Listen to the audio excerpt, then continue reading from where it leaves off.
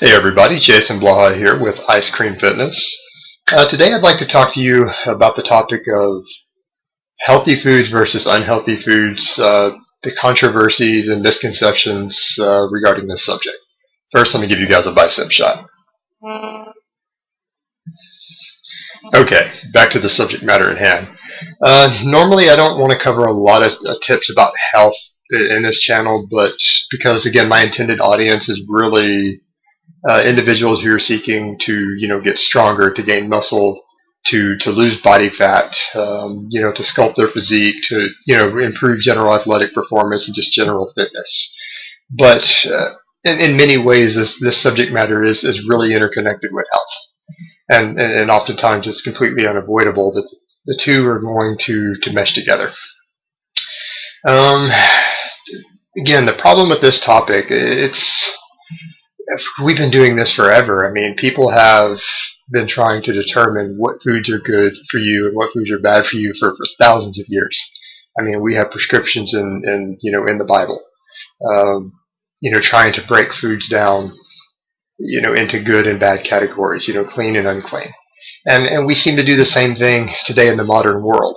The problem we have is that now oftentimes we have doctors and people in the medical community and even in the nutritional science community who try to use science to do this. And unfortunately what happens is you have a lot of quacks, you have a lot of people with agendas, you have a lot of people trying to market something or to hype something up, who are producing studies that really oftentimes go against the flow of the rest of the data that we have available, or just generally use bad science. And where this gets extremely confusing for the layperson, for someone who doesn't really study science, they don't study nutritional science or exercise science or any of these topics, they've probably never taken a freshman level biology course at a university. So for these people, the media really causes problems here because generally speaking, the members of the media have admitted they've tried the line of the mainstream nutrition of that, generally people are unhealthy and obese because they eat too much and they don't exercise enough, and people don't want to hear that. So it doesn't sell. So what they love to do is that every time one of these quacks comes out with, some new study explaining why this food is bad for you or will kill you or is detrimental to your health, we see it all over national and international television.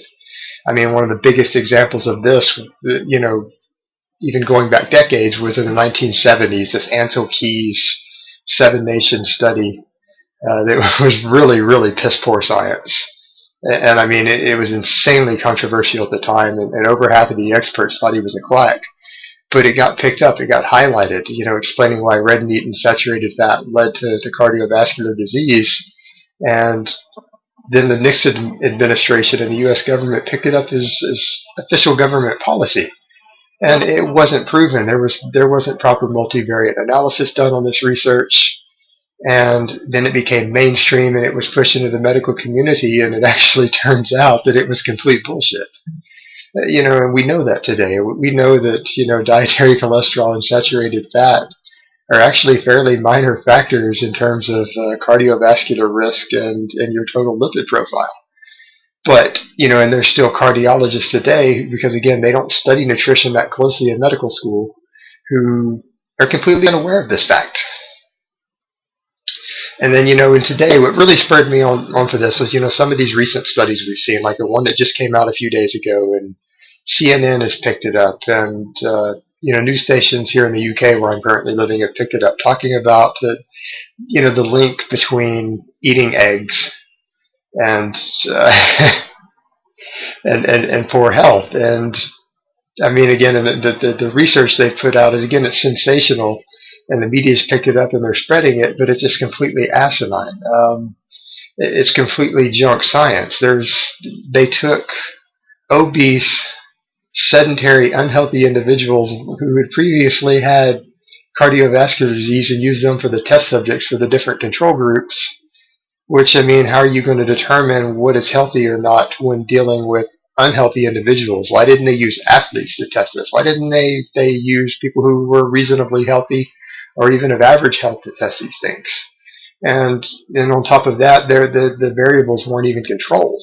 I mean, you see a case here again where it was self-reported data, and that's completely useless to us. If you really want to understand what goes on in the human body nutritionally, it's completely useless. And I mean, we saw the same thing recently with the big fructose scare, spearheaded by Dr. Lustig and others. I mean, it's just complete sensationalism. So, what does the real science really say about this? Now that, in 2012, we can really get inside the human body, we can really see what goes on. We can really see the biochemical markers and changes. Are there any unhealthy foods? And I would say that according to the data that we have, and when you do serious research on this and look at it, it appears like there are no foods that you can really, other than maybe trans fats, which again has been so highlighted and it's pretty well been phased out. There are less and less trans fats even in foods today.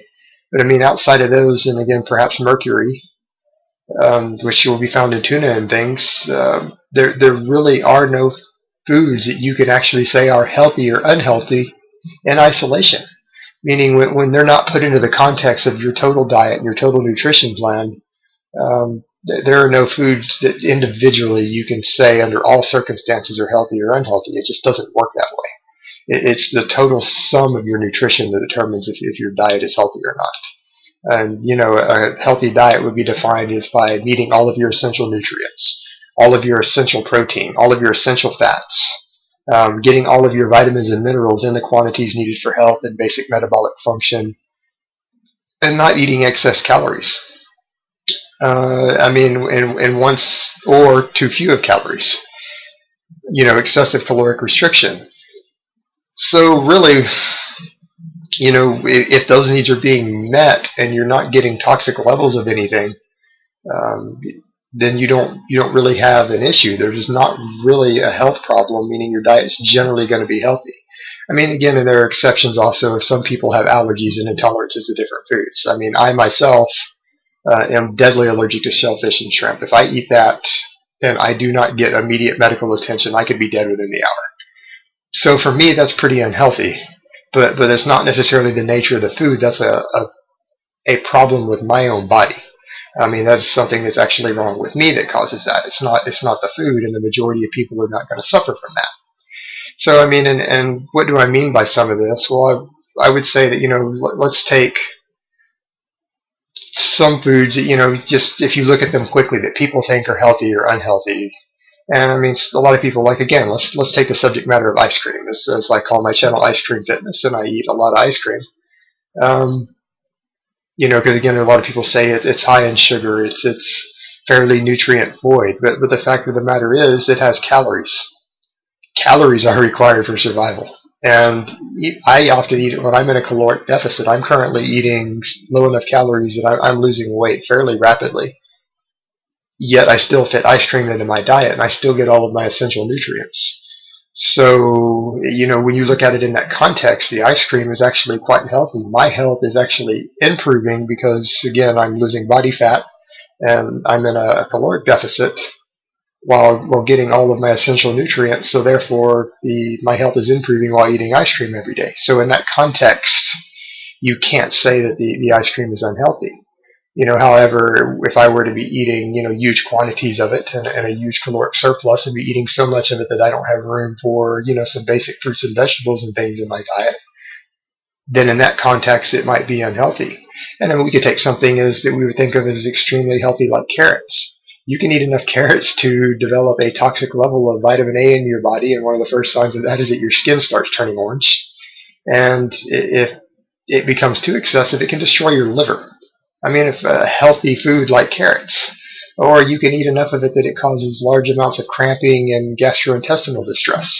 So, I mean, again, in that context, we could claim that carrots are unhealthy, even though they're considered a very healthy food. They're loaded with nutrients. So, again, people need to realize that outside of the context of your total nutrition plan, it is literally impossible to classify individual foods as healthy or unhealthy, and it's complete sensationalism. It's complete nonsense. It leads to bad diets and just insanely asinine things like the Paleolithic diet and vegan diets and all of these food avoidance diets that have lists of foods that are bad and off limits, and it's just completely fucking asinine. I mean, I just the level of ignorance that you have about nutritional science and human nutrition to follow one of these bad diets is just mind-boggling. And the fact of the matter is, many intelligent and educated people fall into them because they simply don't know any better, and they get hung up in this orthorexia, which is considered to be again a legitimate medical condition. It's an eating disorder and a mental illness. And it's exemplified by people who are obsessed with eating healthy food to the point of it actually causing them distress in their life. And, again, this is what this huge focus on this can lead to. And instead, what people aren't focusing on instead, because of the sensationalism, is the fact that it's overall lifestyle that's the problem. If you are sedentary and you're obese and you overeat and you don't exercise vigorously on any regular basis, you're destroying your health. And the evidence is overwhelming. Being sedentary is probably one of the largest lifestyle factors, right up there with, injecting heroin and snorting cocaine in terms of just destroying your health. I mean, the lack of vigorous physical exercise is an absolute killer. It is an absolute destroyer of quality life. It will destroy your health markers. And what you usually see with a lot of these so-called bad foods, they only seem to exacerbate the already existing health problems of people who lead sedentary lifestyles, who don't exercise. These foods, when athletes are given large quantities of these, or highly active people, you don't see the same negative effects. So the issue there, the causation is clearly not the actual foods. The causation is the sedentary lifestyle, and it already has huge negative impacts on the body, has huge negative effects on blood work and general health markers, and it only seems like some of these foods, if eaten in large amounts, exacerbate this. And so that really is the problem. It's general lifestyle. It's again, caloric excess. It's again, simply not exercising, not lifting weights, not partaking in vigorous exercise or interval training or cardio, that really is intense. All of these things on a regular basis. This is what offsets almost all of these negative aspects to these so-called bad foods, or completely eliminates them. And if you can completely eliminate the negatives of something, then clearly it's not bad.